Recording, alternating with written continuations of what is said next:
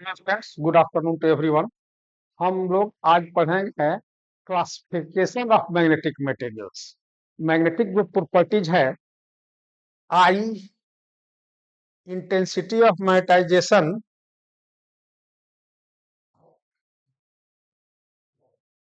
आई,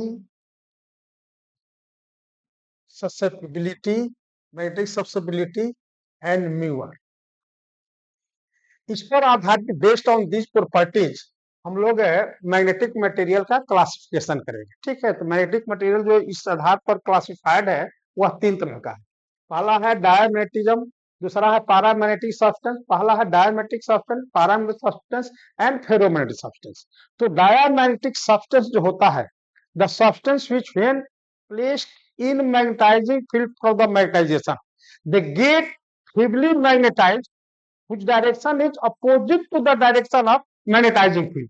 यानी अगर magnetising field ये अगर एन और ये एस है तो मैग्नेटाइजिंग फील्ड का डायरेक्शन हो गया इधर।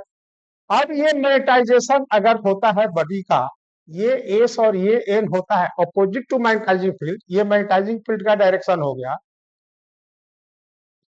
तो ऐसे सब्सटेंस को हम कहेंगे डायमैग्नेटिक सब्सटेंस। ठीक है, और when this will be feebly magnetized and when the substance placed in the magnetizing field and they get feebly magnetized whose direction in the direction of magnetic field, यानी अगर इसका direction इस direction में होता, ये हमारा नॉर्थ पोल और ये साउथ पोल हो गया, और मैग्नेट का मैग्नेटाइजेशन जो है फील्ड के डायरेक्शन में अगर होता फीबली मैग्नेटाइज, तो इसको हम बोलेंगे पैरामैग्नेटिक सब्सटेंस।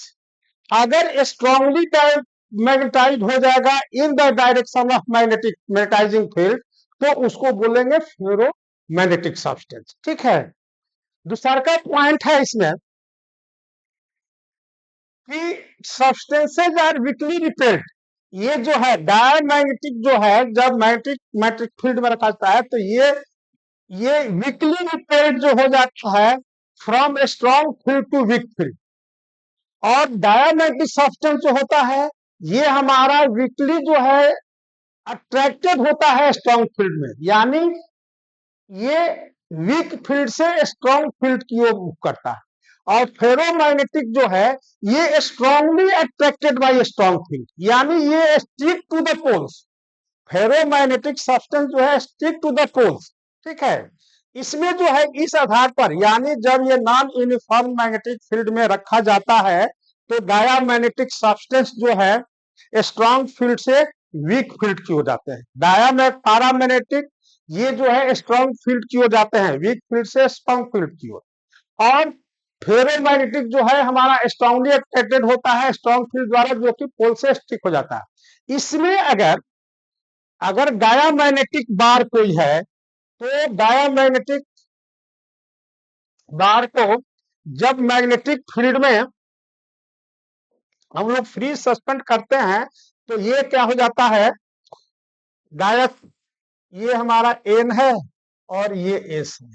ठीक है, इसमें अगर ये मैग्नेटिक बार को हम लोग प्लेस करेंगे तो ये फ्री टू रोटेट होगा, तो ये अपने को अलाइन कर लेगा परपेंडिकुलर टू द फील्ड। ठीक है, एन एस ये हमारा परपेंडिकुलर हो जाएगा फील्ड का अगर डायमैग्नेटिक है तो।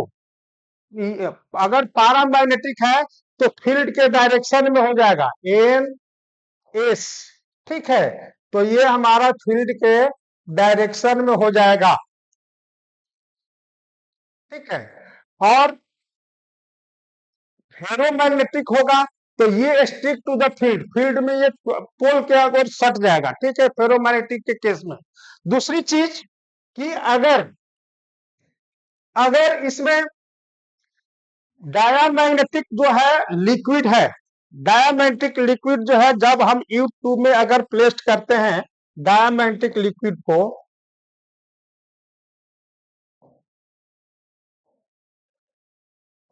तो ये हमारा जो है इसमें उस लिंब में जो कि मैग्नेटिक पोल के बीच में होता है, स्ट्रॉन्ग फील्ड यहाँ होता है। ठीक है, इसमें जो है डाउन हो जाता है, डिसेंडेड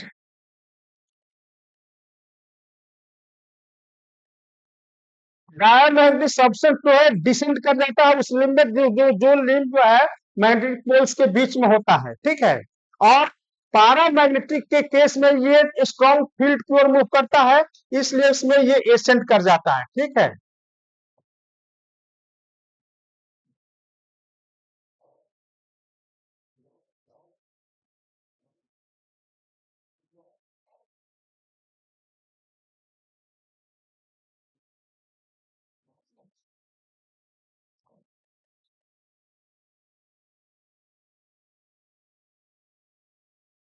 इसमें ये एसेंट कर जाता है, चूंकि ये है स्ट्रॉन्ग फील्ड से वीक फील्ड की ओर मूव करता है। ये हमारा जो है वीक फील्ड से स्ट्रॉन्ग फील्ड की ओर मूव करता है, ठीक है। तो ये तो हम स्ट्रांगली स्ट्रॉन्ग फील्ड की ओर मूव करता है। तीसरा क्या चीज की अगर क्वेश्चन पूछता है बोर्ड में कि अगर डायमेट्रिक लिक्विड जो है, when diametric liquid is kept in watch glass, अगर ये वॉच ग्लास में रखा हुआ है और वॉच ग्लास में का मैग्नेट जो है क्लोजली जो है, poles of the magnets are closely, यानी फील्ड यहां पर है, तो क्या हो जाएगा, इस तरह से जो होगा,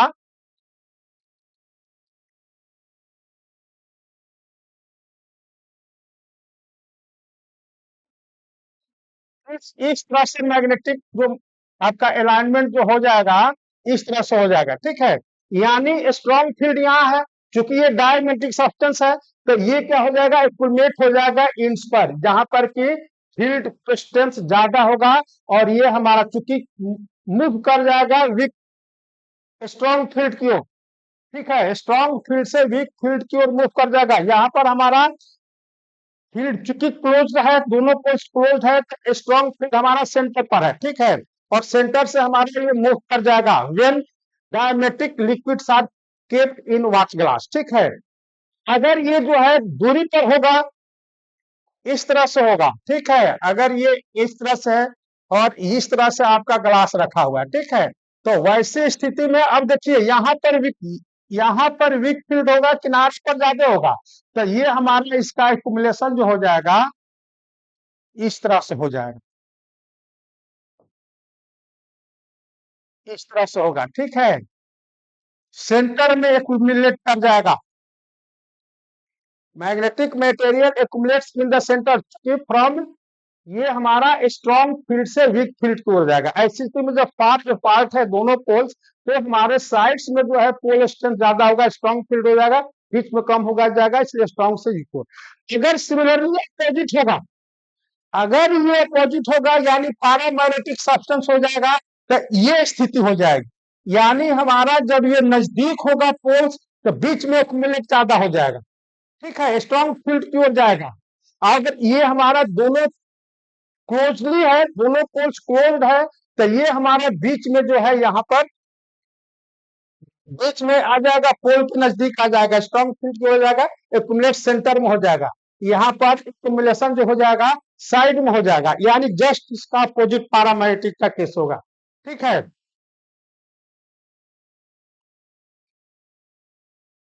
तीसरा केस जो है, magnetization is small negative and varies in linearly with field, कहता है कि इंटेंसिटी ऑफ मैग्नेटाइजेशन आई जो है ये हमारा निगेटिव होता है और स्मॉल होता है पैरामैग्नेटिक के केस में, और ये लिनियरली वेरी करता है, यानी अगर ग्राफ बनाएंगे आई और एच के बीच, ये माइनस आई है और ये एच है, ठीक है, तो इसका ग्राफ इस तरह से आएगा, यानी आई नीचे हो जाएगा और ये ग्राफ ऐसे हो जाएगा, माइनस आई क्यों लिया है, क्योंकि नेगेटिव होता है और ये हमारा वेरी करता है डायरेक्टली प्रोपोर्शनल टू होता है फील्ड का, ठीक है। पैरामैग्नेटिक केस में इट इज ए स्मॉल और पॉजिटिव होता है, ठीक है, and very linearly with field, इसमें भी जो है हमारा लिनियरली वेरी करता है, एच आई, ये आई पॉजिटिव है, ठीक है, स्मॉल एंड पॉजिटिव होता है, डायमैग्नेटिक नेगेटिव होता है, ये पॉजिटिव होता है, दोनों लिनियरली वेरी करता है। बट फेरोमैग्नेटिक जो है ये जो है लार्ज होता है, इंटेंसिटी ऑफ मैग्नेटाइजेशन ये लार्ज होता है, पॉजिटिव होता है, and varies non non linearly ये जो है फेरोमैग्नेटिक जो है आपका वैरी करता है, देखिए ये वैरी करता है, इधर H इधर I, ठीक है, ये इस तरह से वैरी करता है, यानी विथ सेचुरेशन IS, ठीक है, ये हमारा इस तरह से वैरी करता है, ठीक है। तो इसके बाद अगला पॉइंट है ससेप्टिबिलिटी, ये हमारा हो गया इंटेंसिटी ऑफ मैग्नेटाइजेशन प्रॉपर्टीज के आधार पर। ससेप्टिबिलिटी के आधार पर क्या होता है कि ससेप्टिबिलिटी जो होती है डायमैग्नेटिज्म की स्मॉल होता है और निगेटिव होता है एंड टेम्परेचर से इंडिपेंडेंट होता है। इसकी वैल्यू जो है अप्रोक्सीमेट -10⁻⁻⁵ के रेंज में होता है इसकी ससेप्टिबिलिटी, ठीक है। और ये 10⁻³ टू 10⁻⁻⁵ के रेंज में होता है, ये पॉजिटिव होता है एंड स्मॉल होता है, ठीक है। और ये इसकी ससेप्टिबिलिटी जो होती है फेरोमैग्नेटिज्म की वेरी लार्ज होती है, पॉजिटिव, एंड ये टेम्परेचर इंडिपेंडेंट होता है, ठीक है। टेम्परेचर के साथ वेरिएशन जो है टेम्परेचर डिपेंडेंट होता है, ये दोनों। इसमें जो है susceptibility is inversely proportional to absolute temperature. Diamagnetic के केस में ये टेम्परेचर से इंडिपेंडेंट होता है और ये टेम्परेचर के इनवर्सली प्रोपोर्शनल होता है। इसके केस में जो है psi M is inversely proportional to Tm, absolute temperature T। Susceptibility in case of diamagnetism, susceptibility magnetic susceptibility is inversely proportional to absolute temperature, ठीक है। This is known as Curie law, Curie law. और ये जो constant term जो होता है equal to C/T, that is known as Curie temperature, Curie constant, Curie constant, ठीक है। ये हमारा जो है टेम्परेचर से इंडिपेंडेंट होता है, ठीक है। ये टेम्परेचर का इनवर्सली प्रोपोर्शनल होता है जो क्यूरी लॉ बताता है। और डायमैग्नेटिज्म जो है इसके केस में, डायमैग्नेटिज्म के केस में इसकी susceptibility positive and very large होती है और ये जो वैरी करता है इधर, ठीक है, ये वैरी करता है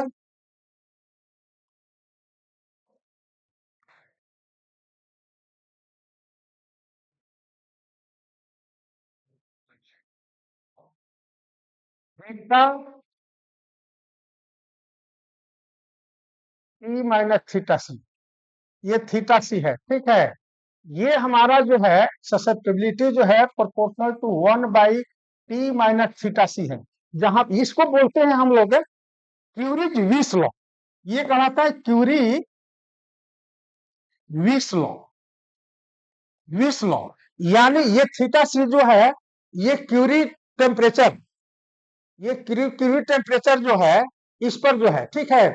और ये क्यूरी टेम्परेचर जो है इसके नीचे ये वैरी करता है, इसके ऊपर जो है ये डायरेक्टली प्रोपोर्शनल होता है, यानी अबव क्यूरी टेम्परेचर डायमैग्नेटिक जो सब्सटेंस होता है, ये हमारा जो है ferromagnetic substance, above Curie temperature ferromagnetic substance जो होता है दैट बिकम्स पैरामैग्नेटिक, ठीक है। ये हमारा पैरामैग्नेटिक हो जाता है अबव क्यूरी टेम्परेचर, ठीक है। ये आपका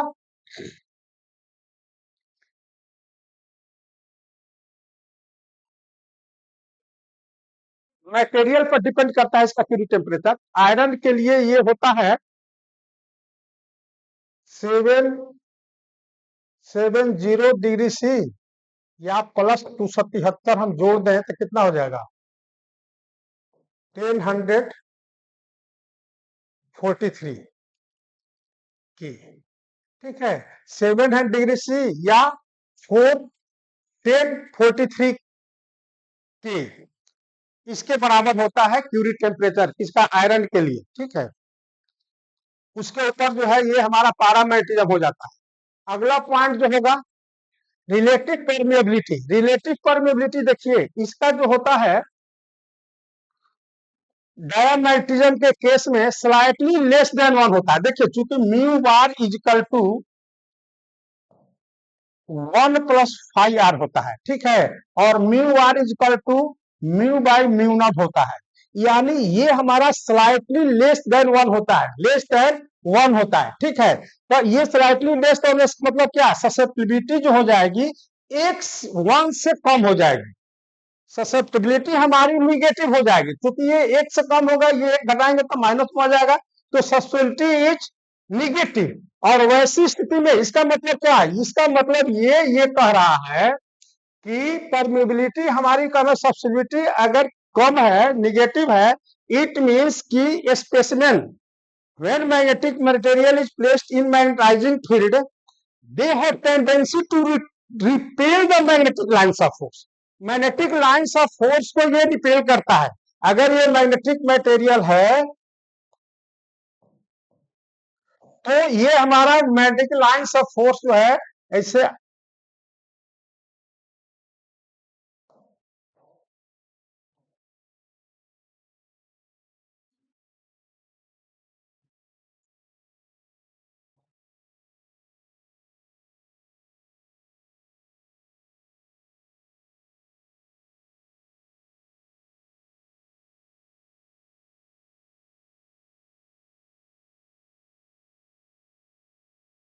टेंडेंसी रिपेल करने की होती है, क्योंकि इसका निगेटिव होता है तो इस तरह से ये रिपेल करता है, ठीक है।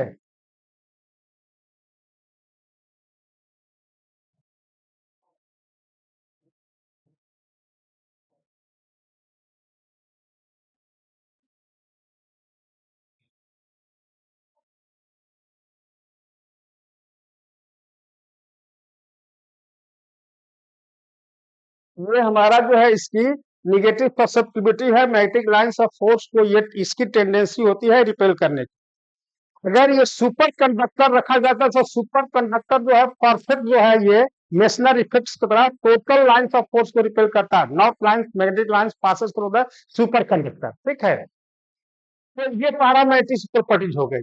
ये हमारा जो ये डायमैग्नेटिक की प्रॉपर्टीज है, पैरामैग्नेटिक में जो है ये स्लाइटली ग्रेटर देन 1 होता है, यानी इसमें जो है हमारा म्यू की वैल्यू म्यू जीरो स्लाइटली जो है जब ग्रेटर देन 1 है तो म्यू आर यानी ससेप्टिबिलिटी जो होती है स्मॉल होता है और पॉजिटिव होता है, और वैसी स्थिति में they have tendency to attract the lines of force, यानी pull the lines of force, ठीक है। यानी इसमें जो है हमारा अगर ये मटेरियल है कौन चीज, पैरामैग्नेटिक, ये क्या करेगा कि इस तरह से ये अट्रैक्ट करेगा, ठीक है, ये हमारा अट्रैक्ट करेगा।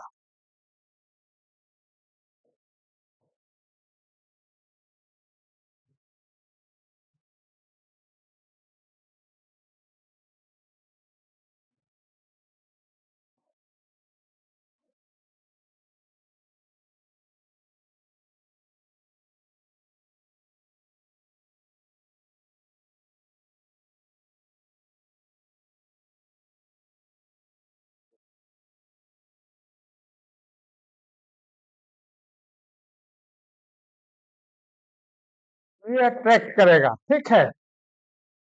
इसकी पॉजिटिव होती है, स्लाइटली लेस देन 1 होता है ससेप्टिबिलिटी, और इसमें जो है म्यूआर जो है मच ग्रेटर देन यूनिटी होता है, और most of the lines of force passes through the material of the ferromagnetic substances, ठीक है। इसका लाइंस ऑफ फोर्स से एक्सप्लेन हो गया, ये चीज प्रॉपर्टीज आ गई।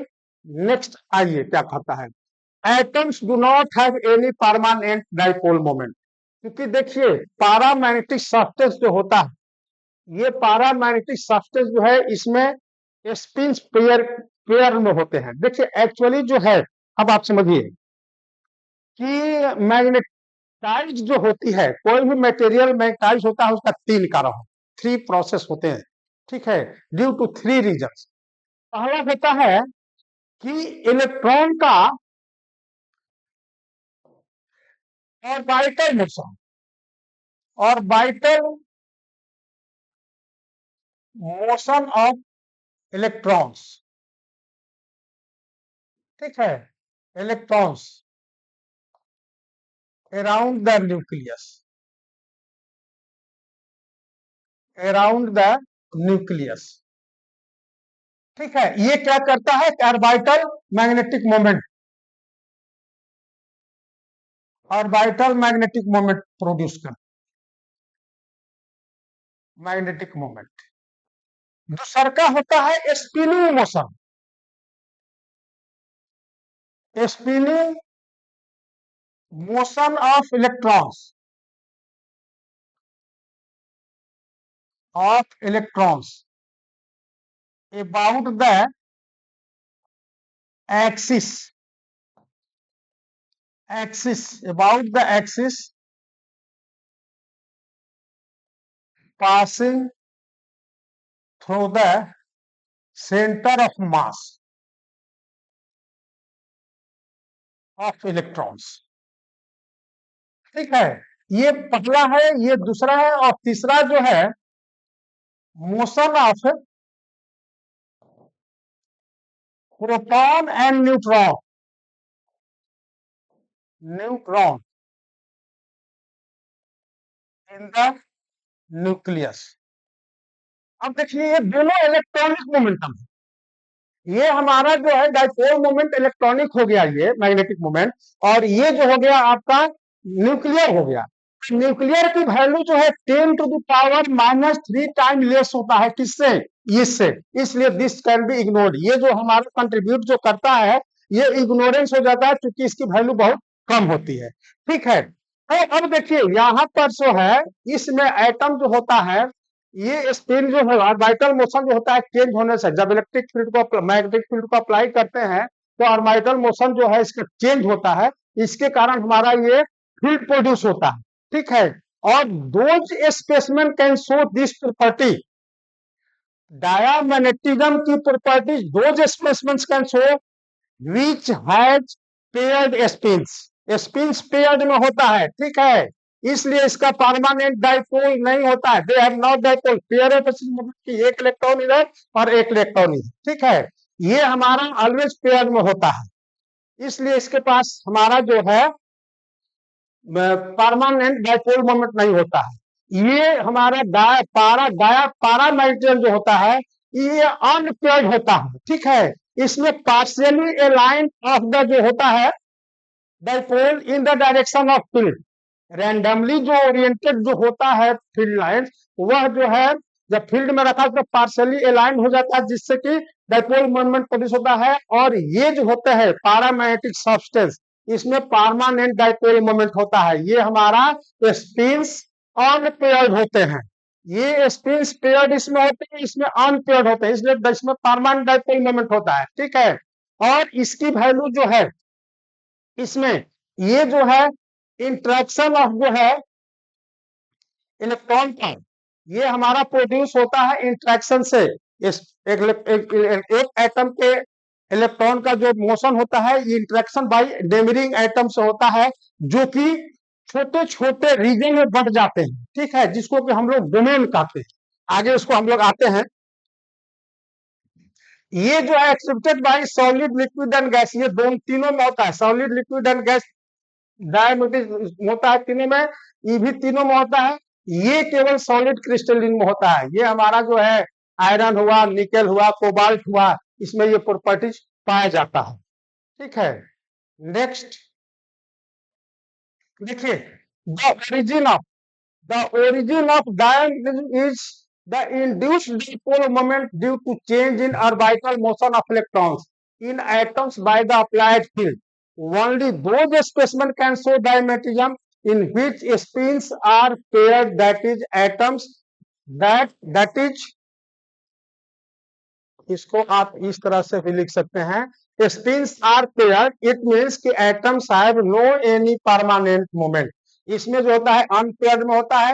Paramagnetism arises due to partial alignment of randomly oriented atomic dipoles along the field। Those specimen can show paramagnetism in which spins are unpaired, इसमें spins are paired। ठीक है, and they have permanent dipole moment, इसमें जो है permanent dipole moment नहीं होता है। अब इसमें देखिए